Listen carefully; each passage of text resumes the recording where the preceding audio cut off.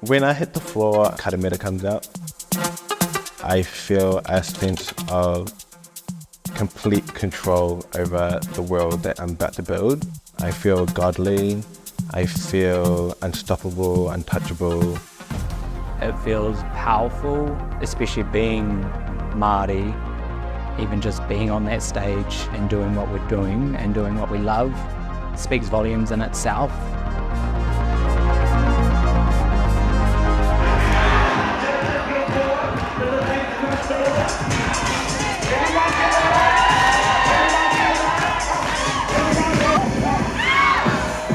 So I come from the early days of Ballroom where it was us on our school fields or in the corridors of high school, kind of creating an organic, chosen family. Having that support system together was the most impactful thing that I still carry with me today. All right, give it up for your judges for designing the decade ball.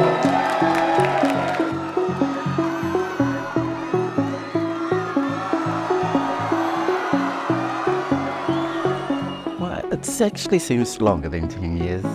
Ballroom's been living longer than it here. Back in those days, it wasn't finding space, it was making space for us.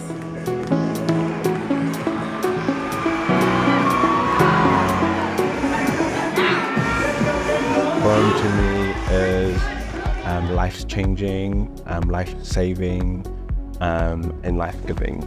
I think it's just a really fucking cool place to be. Brought up in a small town, you never got to see that representation. You never got to see any brown kid be loud and proud. So to be in a space where it was just full of loud and proud brown kids running around, almost, yeah, it felt utopian.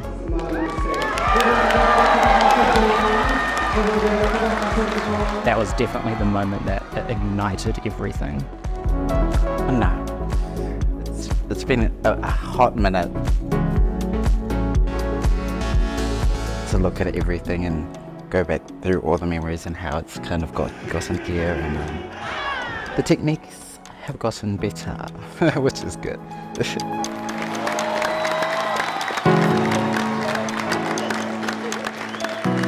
A big thing for us is that we can really foster now relationships with funders on our own terms. So connecting our community to the international ballroom scene, bring our icons to our country so that we can manaki them and that we can give them thanks. The biggest thing for the next 10 years is to ensure that love is at the centre of everything that we do. I'm really excited for Ballroom to trickle it into every space of Aotearoa.